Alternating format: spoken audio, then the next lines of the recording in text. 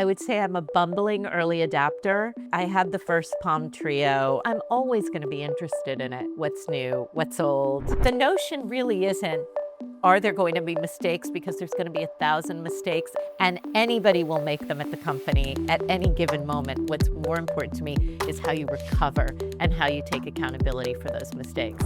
It's really about using AI all the way from literally designing a concept all the way to when a buyer or a client hits buy, right? I think there's just a lot I can learn and a lot the business can learn, and there's nothing to be afraid of. And there's just so many ways we are currently using AI in our business across the dimensions of the business and what the future is. And I'm very, very enthusiastic about it.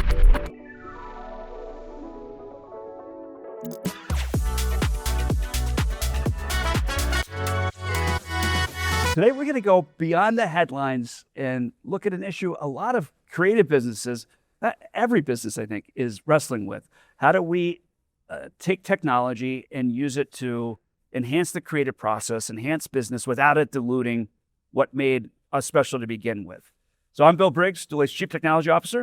And I'm Simona Spelman, Chief Human Officer. This is Forward Technology, where we take headlines and move beyond them, talk about enterprise realities and how it's applying to real organizations. And we couldn't be more thrilled to have Marla Aaron, jewelry business owner. You're absolutely fangirling out here on this one, yeah? I'm not completely fangirling. She is like everything. I cannot wait to have this conversation with Marla. Yeah, but before we get into Marla, let's do some research. Let's kind of ground the conversation. Okay, love it. And kind of really think about what the landscape is that we're going to start talking about. Okay. All right.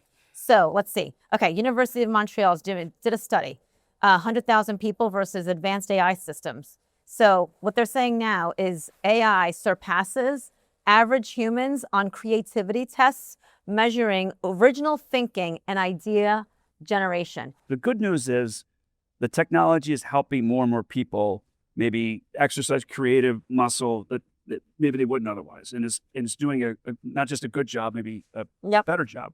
But the real leaders are the ones that we still need the human touch, because that's a part of what makes us human, right? The spark of the soul. And I actually love that. I love it too, because what it's really saying is if you're good at what you do, you're going to continue to be bad at what you do. And even be more differentiated in a way, right? Even more differentiated. So I'm not really surprised, right? Yeah. What I think is really fascinating is that you're going to have people really working even harder, perhaps, to figure out what that right balance is so that they could be that 10%.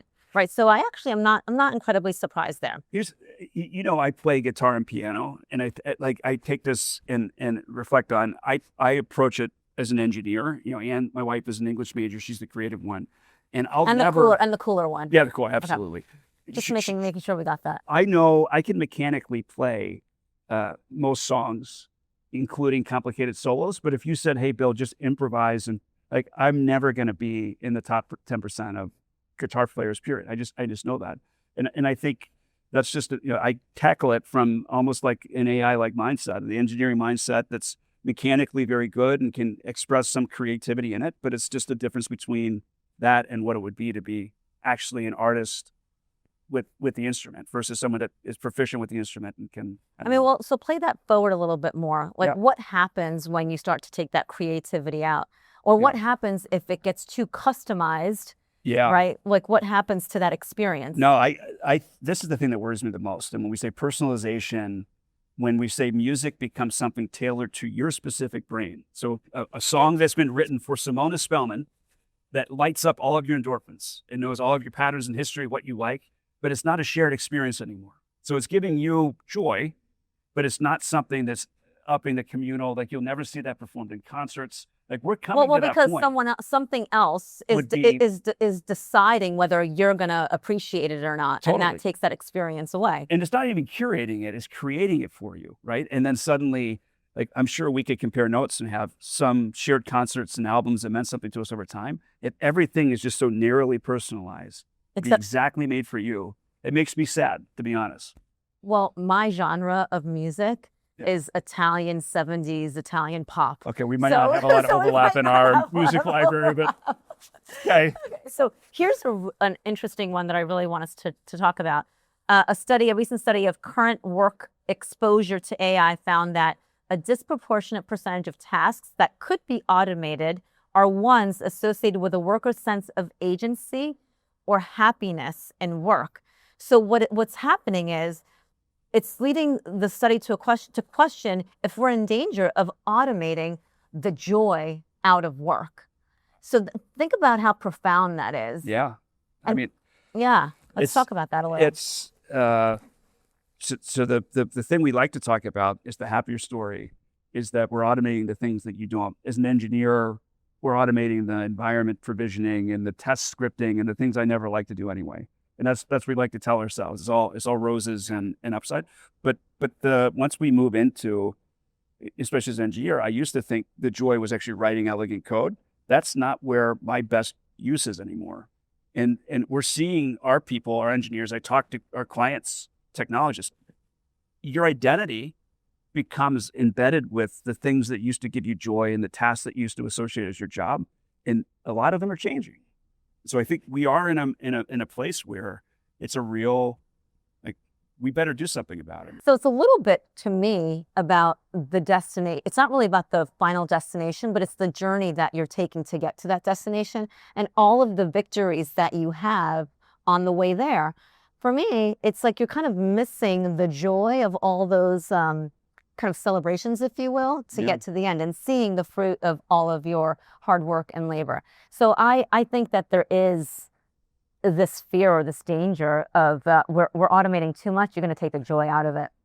I know someone that's taught me a lot about work design, and it feels like this needs to be, that's you, by the way. I'm like, who's that? Yeah, it needs to be, I think this needs to be an active part of the conversation. And, we talk about trusts. Trust includes, are we creating an environment where people have pride and passion about what they do? And then the culture of the organization to say, we're going to be upfront about as things are evolving, designing with it. So, yeah, I'm looking forward to talking to Marla and talking to her about how AI has impacted the process that she goes to. You'll hear me say a lot, hopefully, just as you get to know her. She's this incredible storyteller, and just kind of understanding her process and how she's incorporated AI into her journey, I think is going to be really fun to explore with her. I can't wait. Welcome to The Big Idea, the part of the show where we go beyond the headlines and get into how this actually works in the real world. Joining us now is Marla Aaron, CEO of Marla Aaron Jewelry. Marla has built a business with a distinct point of view on design, storytelling, and customer experience. And her company describes its work as jewelry and objects made in New York that are designed for infinite ways to play. That makes her a fascinating person to talk to about how technology can support creativity without flattening it.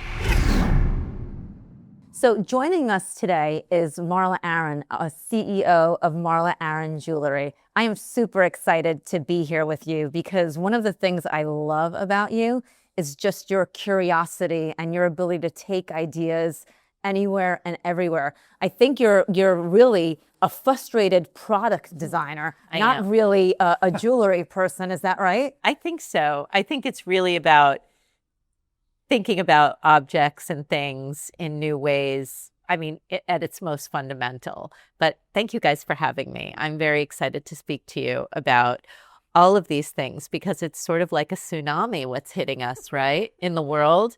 And how we embrace it and how we approach it is really going to define what's next. And beacons of creativity and joy in the tsunami, I think are going to help all of us. And all of us. And we're here for it. And I will say this, like we've known each other for many, many years now. And one of the things that I was absolutely surprised about was just the way you are embracing AI. I didn't expect that. Let's talk a little bit about that. I have always been, I would say I'm a bumbling early adapter. So I had the first Palm Trio. I had, any of those things. I always want it. I'm not very good at it and I fumble through it. And I would say AI is, on a similar path with AI, both personally and professionally. But if it's new, I'm very interested in it. I'm always going to be interested in it. What's new, what's old, what's in front of us, and what's behind us. I don't know why. That's always going to be very interesting to me. And I think there's just a lot I can learn and a lot the business can learn. And there's nothing to be afraid of. And there's just so many ways we are currently using AI in our business across the dimensions of the business. And what the future is. And I'm very, very enthusiastic about it. And it's really about using AI all the way from literally designing a concept all the way to when a buyer or a client hits buy, right? And all of the linkage points between that, which I found absolutely fascinating. And internally with, my employees are using it internally with, there's really no aspect that it's not touching our business in some very positive way. And my employees have the mandate to really embrace it. And the piece for listeners across all industries, the applying it into the business and operations, how to think about growth is amazing. I want to dig into it. But the upfront piece there's the dialogue of AI and technology is squeezing the human, squeezing the creative piece of it. How does it play out as you've been curious and diving in? Some things maybe that surprise you along the way, or just how do you think about that piece of the equation? Because it feels like most of the narrative is it's actually a tension and antagonist relationship. And I love how you found a way to actually embrace and embed. Well, I think you start with baby steps with it. And for me, it started with asking it questions. Where's the best nail salon on the Upper East Side? I mean, I don't know, whatever. Yeah. So you're going to use it for that. And then use that too. And then, it's really the young people. Like, I am not I'm 59 years old.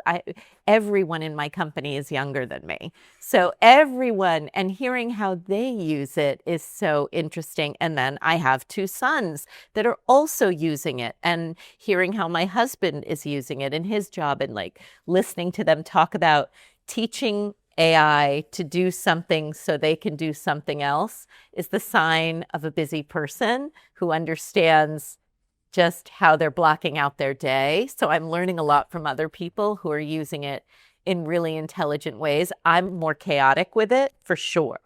But I know my head of design is using it for visualization. I know my head of HR is using it in a variety of ways. I know our customer experience team is using it to sort of respond to iterative questions, but never without the human touch. This doesn't mean I have less team members. I have more team members that are intimately familiar with how to, or are becoming familiar with how to deploy it in their daily work.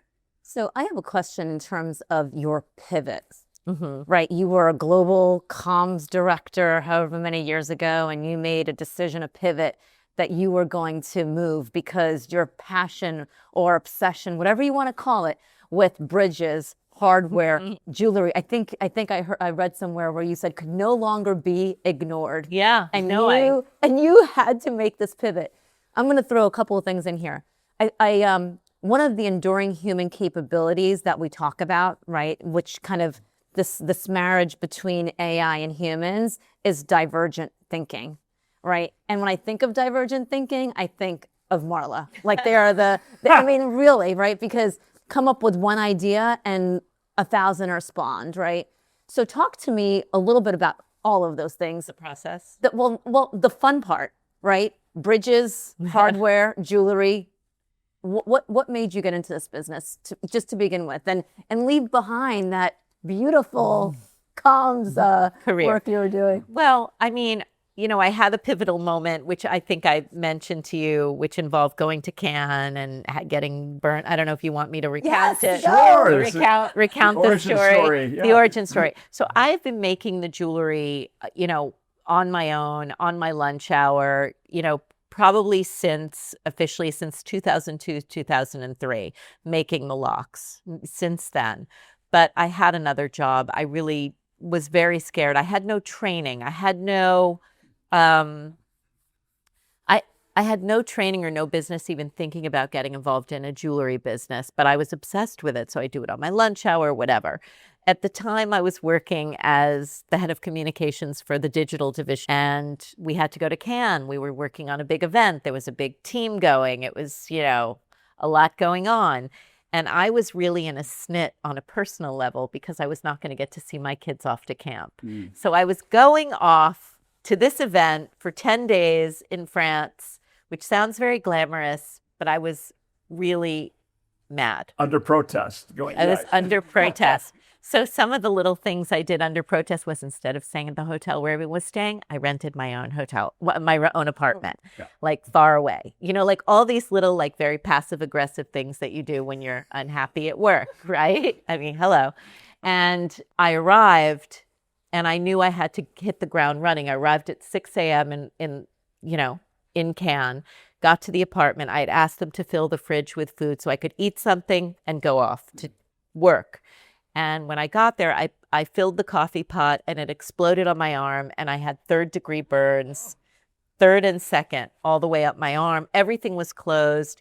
I banged on the door of the metal door of a pharmacy, and the pharmacist came out. I don't speak any French.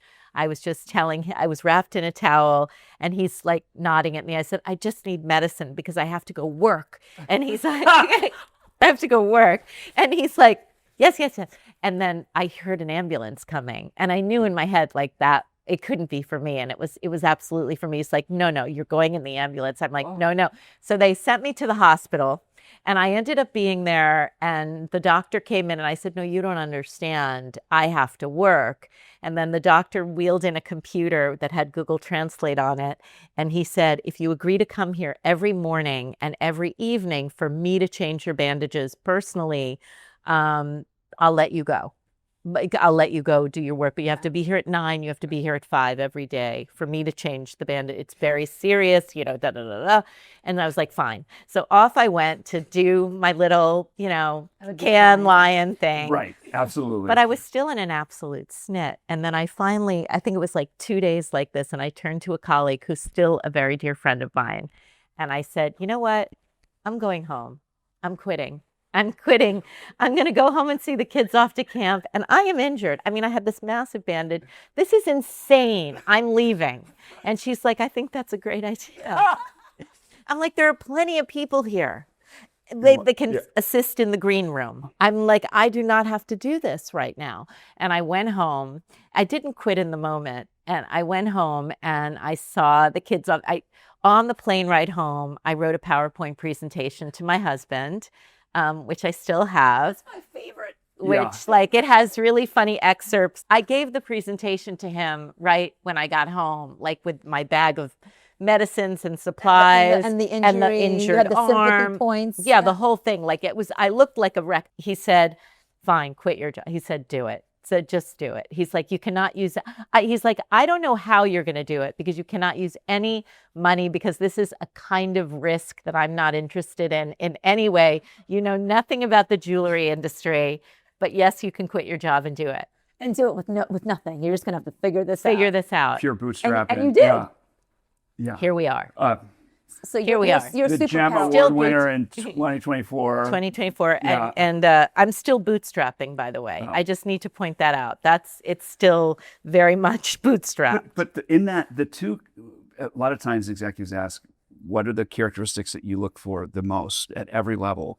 And I always say the two are curiosity and grit and that founder's energy, which your story has both of self-taught in a whole field to the self-taught and AI, and curiosity continues on, but then that determinism of I'm not sure how this will play out, but we're going to figure it out. It's very hard to find both of those things. Yeah. It's very hard to understand both of those things in the interview process, and I really wish that there was a way to understand that more, because it's such a compilation of things that determine whether or not you're going to have curiosity and grit in this life.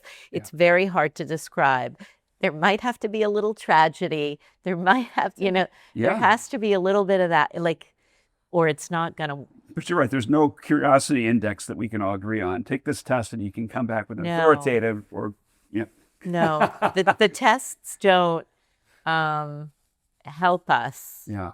determine that, or just understanding like this isn't working out. How can we fix Right. it? Like I don't really Get on care. that, can't you, Simona? Come on, help us get a grid index so we can I would measure. love, we could. We actually Oh, no, could. yeah. This I mean, is- the notion really isn't, are there going to be mistakes? Because there's going to be 1,000 mistakes, you learn from them. and anybody will make them at the company at any given moment. And that is so irrelevant to me in Yeah. every respect. What's more important to me is how you recover, recover. and how you take accountability for those mistakes. And it takes a lot, and that That is really is it. That's it. Yeah. But that's culture, right? And that's the culture that you've developed. One of the things we talk a lot about is psychological safety in the work environment.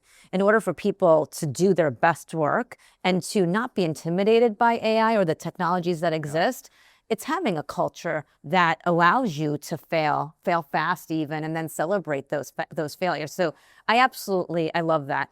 So one of the things that I read as we were kind of preparing for this was the fact that AI-generated designs have gone up. I think last year the number was 8%, and now it's gone up to 35% just in a year. So think about what that means.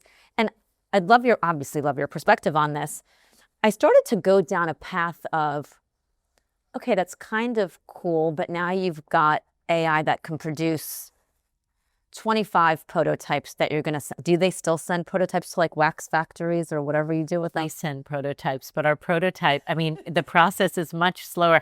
I've never seen 25 at once. It's so hand oriented because our pieces are mechanical.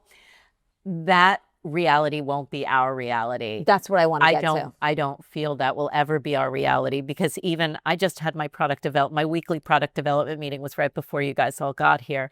And there's a piece that we're working on for 2027. After seeing it today, I will say late 2027. But, Okay. it's based on a very, very old concept that I saw that we're trying to sort of modernize. And we visualized it, not with AI. We visualized it on CAD based on a photo of the item. And then we had to turn it into something that we could look at. So we made a piece of it to see how it would move. And that's where we saw all of our issues. We have 1,000 concerns with this piece now. And now we have to go back and redo and hand finish. And what's it going to look like in hand finished? We've now seen it in silver. We'd like to see it in gold. It's going to change in gold. This part is all done by hand. So the misconception then is that CAD would really help with all of those things. No. Right. CAD is very much a part of our process, but it is, I would say, the very beginning part of our process. The rest of the process is absolutely hand-driven at that point. From once we have the CAD, we're now, we may be 3D printing, we may be making molds, but we're not even 3/4 of the way there. We then have to hand finish and look at what is this going to work, and then we have to which metal, and they're going to work differently in each material. Let's take this opportunity. Do you want to show something? Like show what we're talking about. So I don't have the old one here, but when I originally started the company, one of the first pieces I came out with was something called the hard hook bracelet, which was a piece of metal that had a lot of springiness in it, which we did in silver and gold, and it had a hook on it, and you could put one of our locks on it. And I always felt like we had not fully realized what this piece could be, because our customers own a variety of our locks. So I wanted this piece, I wanted them to be able to use different sized locks with it. So I knew that there was a way, and I was stuck on this notion, two notions, a Mobius strip and a telescope. And I knew somewhere in between there, and it took 5 years. We had several people developing this, and ultimately it was the telescope function that really made this. We have been working on, I don't mean like sitting working for, that from a technology, it's in there, it's on the board. We're talking about it, we're deciding, we're thinking, but it's not like, we're not like diligently on it. Yeah. But 5 years. And here it is. And now it's going to work with different locks and different lock shapes. And it's called Our Lock Bracelet. And we think our customers are really going to just lose their minds over this thing. That's not just gorgeous, but so satisfying as an engineer. Yeah. So clever on. And then the other element of this that's really important to talk about is we're thrilled because silver is extremely challenging to work on in a mechanical sense. It's a very soft metal. It's problematic when there's mechanisms involved. We are going to be offering this bracelet in silver because we've alloyed the silver in a particular way, so it's sterling silver, so it's going to work as a bracelet. So we can have an episode completely just on this piece, hand engraving, Totally. the mechanism, The right? industrial engineering, Yeah, and that particular bracelet is hand engraved by my very first hand engraver, who I think I mentioned to you yesterday is retiring. Wait, hold on a second. You have one of his. Personally have one of his pieces here, so I'm super excited. He's probably one of the greatest hand engravers in the country, and he's Sorry. that is an heirloom piece to hold on to. Yes. For sure. Absolutely, without exception. And when we chose to celebrate hand engraving, we work with several hand engravers. I chose to celebrate his work on this because this is embossed. So we are making some embossed pieces because hand engraving is really it's very, very, very costly. So I wanted to do something for people who loved hand engraving. And so this is embossed, and this is computer generated design. And this is celebrating the work of the hand engraver that we put into the CAD. And he was very on board. He's like, Marla, less work for me. Yeah. I'm like, no. that's Two the different attitude. things. But it comes from you've established the tone from up top of what that means is not devaluing the artistry of And hand engraving. I spoke to him about it. Absolutely. So this whole one of the broader trends we're seeing for folks across industries, it is this physical, mechanical with digital coming together. And I love the point you made about silver and just a thing we have to have people sometimes reckon with is the shiny object and the excitement about doing something new and with the fundamentals that have to be still true. So I love that you're talking about we created a new piece, 5 years of vision, inspiration, hard work to make it real. And as we think about different metals and like we have to make sure honoring all of those real, which it's tempting to say, oh no, we can go right to. And the hard work that all of our clients have always maybe avoided, and they hope that in this moment in time, advanced technology lets them just short circuit. It's the opposite. Those fundamentals matter more than ever. Yes. So how about that a link of jewelry process into enterprise technology? I'm impressed. Yeah, okay. I'm impressed That by wasn't you too much of a, today. Did we get that on? We get that? Okay. When Simona says she's impressed, that's always something it's a rare occasion. What else do we want to hit? Oh, I have two things I wanted to hit. And I don't know if in my research, I was surprised that there's something called digital jewelry. I don't know what that is. Yeah, and so I was reading a piece on Hasbro, and the CEO of Hasbro kind of has a similar kind of, I think, mantra where it's like creating work to play. Like, how do you play with things, right? And obviously, your jewelry is meant to play with, right? Like, I could sit here and fidget with it all day long, right? And one of the things that they were talking about how digital collectibles has become something, digital jewelry has become something, where in the context of a virtual world, right? Like sort of a Second Life jewelry. Fortnite, you could have Marla Aaron inside Fortnite. Yeah. I don't get it, Yeah. but I was wondering if that's something that you guys have thought about, and if not, thank you. We have. I don't know if that's really in my wheelhouse, and I would definitely defer to one of my sons about that, and we'll talk to them about it, whether it's something we would get into, but I don't. I like tangible objects. You're sitting in my house. I like things. I'm too materialistic for that, I think. That's okay. You have to touch it. I'm very materialistic. I like things. So that feels hugely disappointing. No, That feels disappointing, doesn't it? If you like things. So my role, no. I'm sorry. My role, listen, audience participation. Listen, I love it, and I could have teed that up. I am the chief human officer. My job in all of this is really elevating the role of the human, elevating the things that matter most, right? And I just can't get my head around, a Marla Aaron piece in a digital world where you're like putting it on. So I'm all good with that. Yeah, and a lot of times we talk about trust, and there's the pieces of trust that are much more well-defined. So security and privacy. Are we following in a regulated industry the compliance and policy rules to not break laws? This ethics and morality piece, I love that you brought that up, is becoming more important. And as a technologist, just because we can, should we? But I like the idea of, no, the vision of what you and your business stand for, and that is not aligned. And I feel like, I'm sorry. And I feel like my young people who work at my company would be hugely disappointed if I said, guys, we're gonna add on a parallel path, let's make digital jewelry. I think they would not. My guess is they would be very disappointed. Yeah. Let's go to a point that I think you and I have talked a little bit about. We mentioned this yesterday, patents. Talk to me a little bit about how important patents are. I mean, how many times do I send you dupes on DM? I'm like, oh my gosh, look at who's trying to sell your stuff. Yeah, it's crazy. The amount of copying we've been subjected to since I started the company is wild. The IP protection is deplorable for any sort of fashion and design and everything.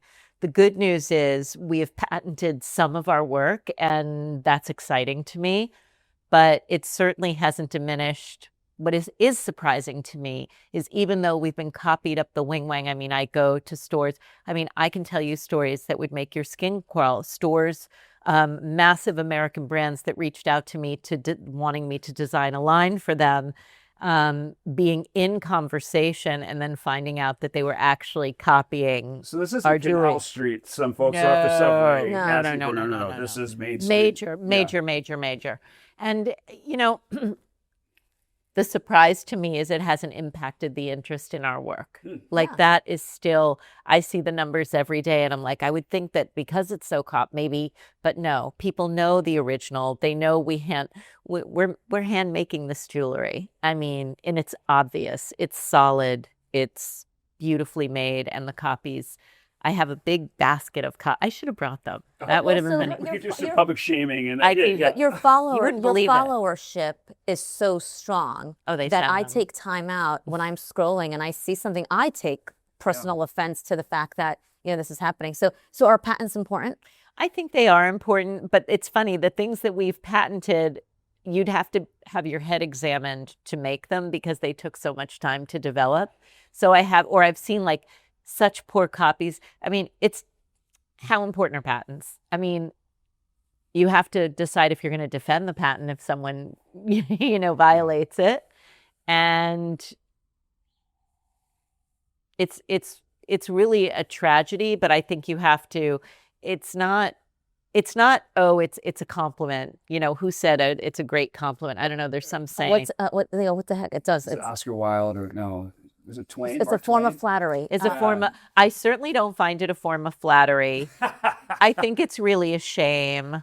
I mean, we've had you can't even believe, and I spent a lot of time at the I would say, phase 2 of the business when it became a real business, defending my rights. And it was very problematic. I spent an enormous amount of money doing it with some success in some countries, in little success in others where the copies just continued. Other jewelers were very upset. I mean, the jewelers and our customers have been very upset. My colleagues, I mean, it was wild how upset people got about it. But I don't know if there's an answer to it. You just have to keep. You have to think about, in my mind, it's also empathy.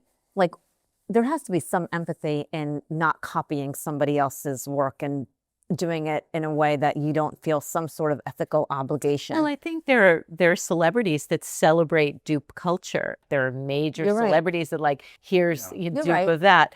And those same people reach out to partner with us, which is, it's do you ever think in a gazillion years we would?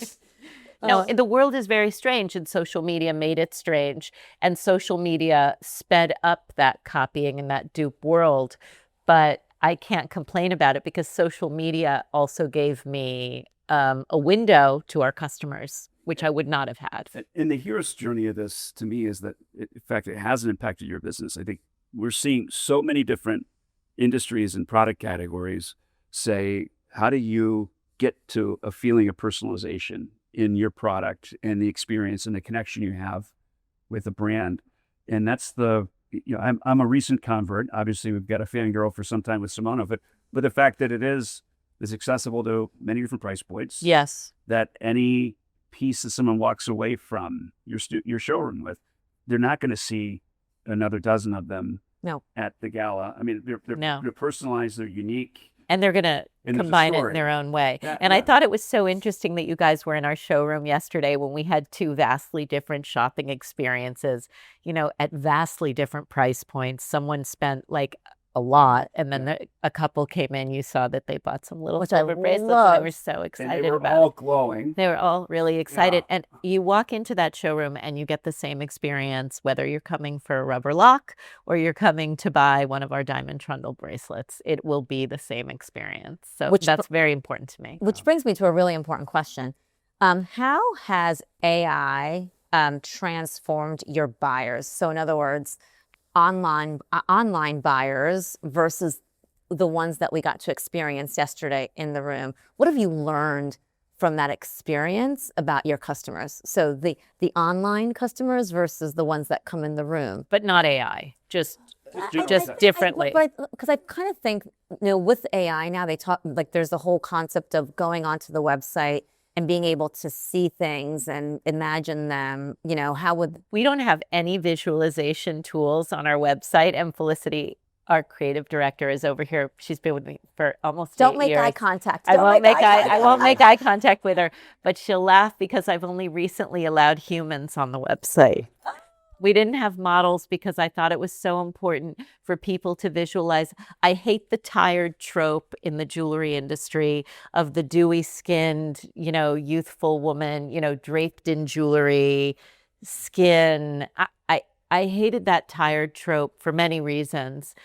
It didn't feel inclusive in any way, and jewelry is for every body. And I wanted people to experience themselves in our jewelry, and I think those AI tools are really wonky. We get demos every few months, I would say, and we're still like, still pretty wonky.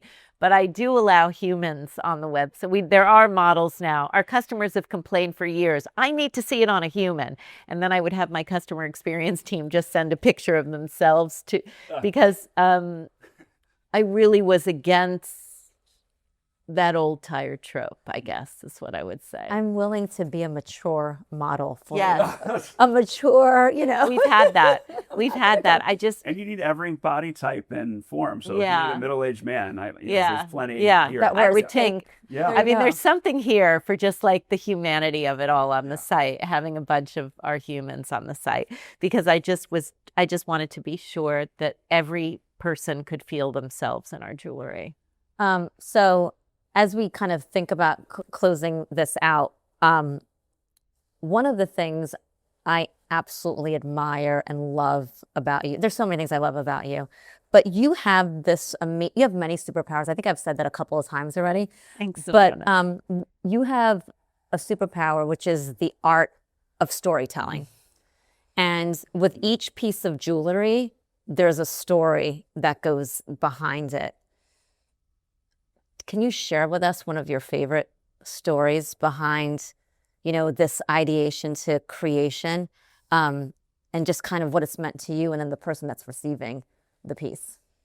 Just of our pieces or in general? I love that our customers can storytell with our pieces. So the D-May rings are an example of that. Tell me, and you can say whatever you want in them. How we come to develop certain pieces is very, it's very mundane, but I knew I wanted to do a ring that could open and that could be worn as a ring and as a lock. And I knew that I wanted it to open, and I was having trouble. We were seeing a lot of different examples in the workshop, from the jewelers who were becoming frustrated with what I wanted and I couldn't figure out how to explain it to them. And I was changing a toilet paper roll in my house, and I was like, this is how to explain it. This is what it should do. This is exactly what it should do. And I brought a toilet paper roll in, and that's what they do. That's what they do now. And so it will always be human. I guess we can end on that note. AI could not have helped me with that. I think one of the biggest misconceptions about innovation is that it's all eureka light bulb moments of just discovery and lightning bulb, but it's more often importing and exporting of ideas. Importing and exporting. And so it's a perfect example of what might be an unlikely source for an elegant piece of jewelry. I am so often inspired outside the jewelry industry. I mean, it really is astonishing in every aspect. There's packaging, there's experiences. I mean, even with packaging, like, I'll give you an example that's very recent. Saturday night, I ate dinner, and I'm happy to shout out this restaurant because I think it was extraordinary. I ate dinner at an Indian restaurant in Tribeca. First of all, I'm in Harlem. To get me to Tribeca for dinner, it's a haul. But my husband had heard such good things, and he had gotten the reservation, and we went. It's called Musafir. It's an Indian restaurant. Okay. From the moment you walk in the door, this is an exceptional experience. And through the entire evening, all I did was think about the experience of my customers. And I want them to feel this this is an Indian restaurant where it's so extraordinary. Every person knows what they're supposed to be doing. Yeah. The training is exquisite. The food is exquisite. The decor is exquisite. Every element of this is perfect and feels like a joyful experience. Like, go to this restaurant, by the way. They remembered when I was leaving that I had commented, they gave us a little sip of this soup that was a gift from the chef. And I said, oh my gosh, it's so good. I'd love a bowl of it. When we had so many leftovers, when they brought them to the table, the waiter said, oh, and I put a big bowl of that soup in your. Love it. I love that. That's incredible. So so I often experience things outside of the jewelry industry that I feel are incredible. So I think you have to be very open to all of those things. So Marla, I've been sitting in front of these beautiful pieces. You've got to tell me more about this. Okay.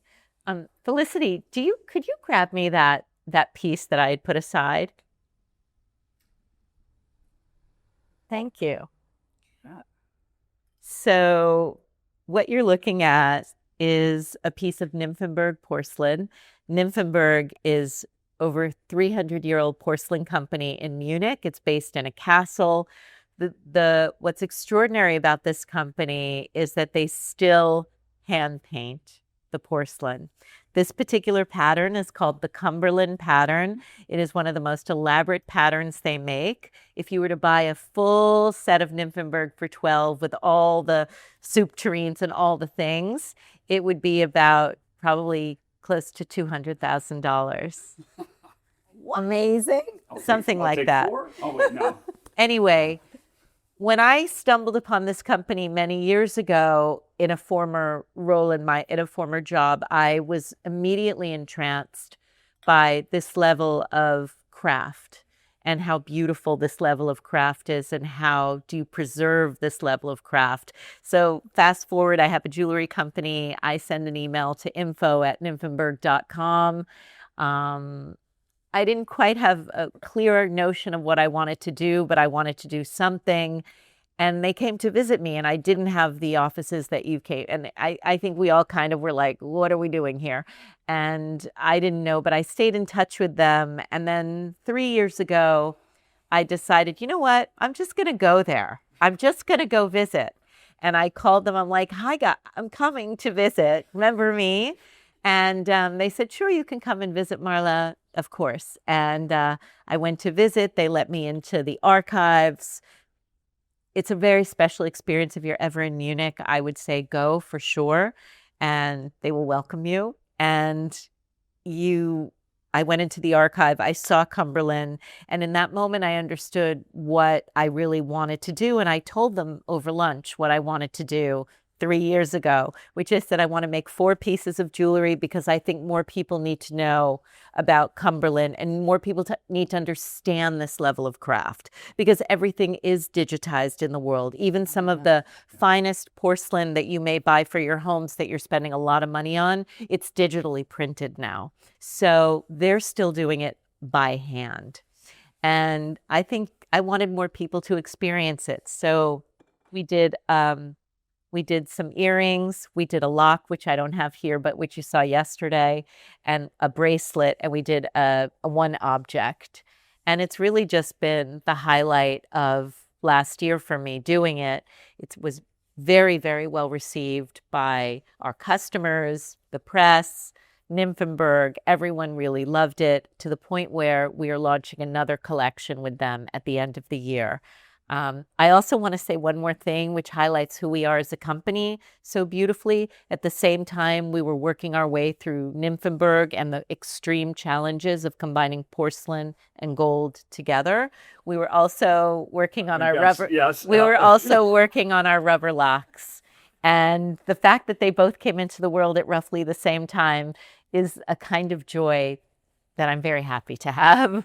So, because they're both very different. Congratulations on both. And I think sometimes you see a product that seems perfect. And I mean, that's an overnight success that was 7 years in the making, right? Yes. Or plus. Yes. Yeah. Yes. It was hugely challenging.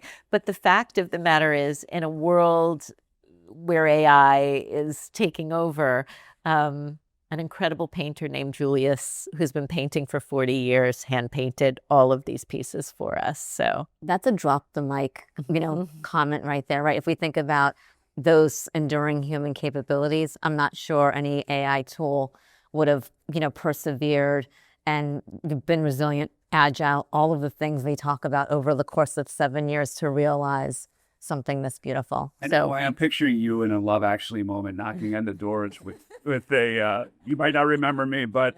hi, I'm back. Yeah. Hi. So, all right, let's do the way out on 3 years from now, 5 years ago. What's the future for your business? What does the Marla Aaron in the 2030s look like, you think? I really hope that I have the same team. Retention is extremely important to me. I really hope that we're still on 47th Street. I would like to see us have more shop-in-shops around the world. Well, we have one at Liberty London. We have one in Dubai at that concept store. And I would like to really see us refine what our in-person experience is for customers around the world. And I would like us to still be privately held. Out of all of that, I love that you started with your team. It makes me so proud because It's the most important part. Yeah. Yes, it's the most important part. And I've already asked Marla for a job when I retire. So I would like to be part of that team. Yeah. Okay. I'll get my resume ready. This is super exciting. Thank you for inviting us into your beautiful home and giving us My pleasure. all of this wonderful conversation to have had with you. So if you're enjoying Forward Technology, please subscribe on YouTube or Apple Podcasts or Spotify. We're going to continue to take big technology shifts and translate them to what they actually mean for business and society. On the webpage, you'll find short clips and segments that you can share with your teams. And if anything was particularly compelling from today's episode, please light it up in comments and spark a conversation. What an awesome conversation. And we're back in... So we're out of Marla's living room and back down to our... What a fairy tale Oh, that my was. Like, that was like my dream come true. Yeah, you're still glowing, by the way. I love it. I love it. Absolutely glowing. All right, let's look at some headlines to try to wrap this up and bring it to life. What do you got? Here's one. Report shows that 67% of retail executives expect to have AI-driven personalization capabilities within the next year, which raises a sharper question for premium brands, right? How do you personalize without becoming generic? I have a big issue with this one. Okay, Do we want to get into it? let's go. What do you got? Okay, So all right. part of some of my most memorable moments, let's go back 30 years when I was, when I got married. Okay, One of the most amazing experiences, I had a Vera Wang dress, your fairy tale experience, where Vera herself came into the showroom and actually customized my dress. And I've never seen it replicated. Yeah. I mean, if now everybody gets to personalize. Well, so okay. What, by the way, that's amazing. We should put a picture in the, like, we'll see what that, but I think part of it though is how can everyone have that, like, what a blessed experience that you're able to have that, but that's not something accessible for everyone. Right. And so maybe the idea of how does that become, now the question is, if there's a way for a personalized wedding dress, you might not have that same allure if it was something that everyone could have in that moment. It's just interesting. Well, it's interesting because I guess the underlying assumption is that the customization costs money. Yeah. Right. And it's only going to be available to people that can afford it. And ideally it's going to go down because it's the only way it would be viable to do. But I do like this idea of, it's for a long time, personalization was, can we personalize the curation of product for you? Yeah. Or personalize the sales journey? And now we're actually talking about personalization of product itself, which we've never been able to do that before. I think the technology has made the cost be something that's approachable. Now the question for brands will be, what do we do with it and what does it mean for us, right? Again, then the more you personalize at some point, does it then become more generic? Right? Yeah. Like at the end of the day, it's like, do I really want 30 options of a potential engagement ring? Or do I want you to listen to me and listen to what I'm talking? And I really want to narrow it down into 2 or 3. Well, at some point, it becomes slop. Well, that's exactly where I was going to go on. I think we're already in this age of content, just over generation and over personalization of content. And it's making, one of my happiest parts of the week is I have a physical copy of the New York Times that's delivered to my house in the suburbs of Kansas City, right? It just, that to me is such, the journalistic effort that went into making that, I absolutely adore. And it's so different than the headlines coming through a scrolling screen and pick your social, the rigor and what it means. I trust that outlet. And over time, the bar of what quality is will no doubt shift. And is that a good thing? Not always.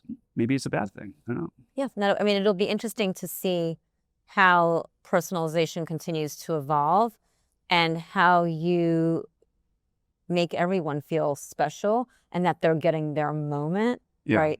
Wherever that price point is. By the way, interesting story about the New York Times and getting it delivered to your house, because I actually still read books, physical books. Is we had to stop getting our New York Times delivered because we travel so much. Oh. So you could see when we were out of town based on how many, newspapers were out there. So shout out to my neighbor Mike, who does it for me and goes and gets my paper. So the blue bag goes away. Yeah. So look at you, Mike and Leewood. I appreciate you. Okay. Roger, Chris, listen to that. Okay. All right. So I thought this one was really interesting and apropos to the conversation that we just had with Marla. AI-generated designs now account for 35% of new products. This is up from 8% just last year. Yeah, and you heard when we asked Marla about it, she was basically, AI plays a role in their creative process, but not to the proliferation of that extreme. Right. I think the tools have no doubt, so the tools have gotten better. To the comments we had before, creativity in a mass sense has gotten better with the tools, but then, where is that fine line of the special sauce that makes a product? So, I think we're in the growing pains of what's the right amount and where's the human touch, and it probably varies by brand and by industry. What do you think? So I would say, I think what I thought was most interesting about this was some of the stats that were out there. Some of the big brands that we all know usually will provide prototypes of ideas. Yeah. And it's usually, they're really banking on 2 to 3, right? Because it goes through this whole process. But now they're moving, instead of having 2 to 3, they're doing like 22 to 26 to 30, prototypes, because it's that easy to, spin up these ideas. So it's actually fascinating to think about. But then at some point, and I kind of mentioned it a second ago, I think this is really, really where you talk about slop versus quality, garbage in, garbage out, right? but you've got to have a human there really processing through all of that. And now all of a sudden, you're processing 22, 26 ideas instead of really focusing on the couple. That will become a new stressor on a workforce. And this is the creative and product design process. From a software engineering, we've got the same. Like suddenly, if I have 100 agents I have to manage, that's a very different muscle and wavelength for my brain. And I think we're going to see burnout of individual workers because we're taking advantage of the upside and the potential, but the translation to what does it actually take to manage and coordinate and work, like we're in a place where that's not solved for yet. It's not solved for yet. And again, like when we think about this, like, am I excited about that stat? Do I think it's progress? It might be one of those things where you say it's, 3 steps forward, 2 steps back, or what have you, right? Because again, you're dealing with a lot of noise that you got to clean up now. And that does put a strain, right, on workforce. I still think the best headline from Tech Trends this year was that the AI is 93% on the tech and 7% on the everything else that matters. And as a technologist, it's great that there's so much enthusiasm about, we're in a moment of time, we can apply technology to all parts of the business. But at the end of it, if we've rotted out the culture, the soul, the individuals we have don't understand how they fit anymore, that's not a recipe for success. Yeah. And I've yet to meet an organization that can shrink themselves to growth. So I think this is the real reckoning of, just because you can't, should you? How much do you put in place? So we'll continue to wrestle with this, I think. Yeah. By the way, I love that you actually brought up culture instead of me. But in the conversation with Marla, right, the heart and soul of Marla Aaron Jewelry is the culture that she has created. Yeah. And her success is really grounded in that culture. So. All right. Well, what an awesome, I think we both have the same nice mix of tech and creativity, just maybe the balance is different between us, but this I think spoke to both of our souls on how important those two things are to get it right. And we'll continue to report back from the front lines on how to be better, right? Yes, we are. All right. Well, this has been Forward Technology. Next time on Forward Technology, we're going to shift from customer-facing creativity to enterprise workforce. And how do we think about the changes that have to go into culture and work design? How do we build a resilient workforce in a time of constant change? And we are thrilled that we've got Deloitte's very own U.S. Chief People Officer, Mo Reynolds, to come and bring it to life. Not just our own story, but what's happening with our clients around the world. Subscribe, follow the show so you don't miss it. That's it for this episode of Forward Technology. The through line today is simple.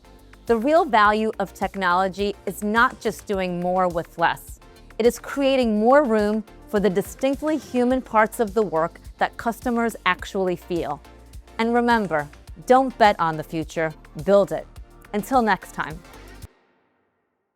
This podcast is produced by Deloitte. The views and opinions expressed by podcast speakers and guests are solely their own and do not reflect the opinions of Deloitte. This podcast provides general information only and is not intended to constitute advice or services of any kind. For additional information about Deloitte, go to deloitte.com/about. This publication contains general information only, and Deloitte is not, by means of this publication, rendering accounting, business, financial, investment, legal, tax, or other professional advice or services. This publication is not a substitute for such professional advice or services, nor should it be used as a basis for any decision or action that may affect your business. Before making any decisions or actions that may affect your business, you should consult a qualified professional advisor. Deloitte should not be responsible for any loss sustained by any person who relies on this publication.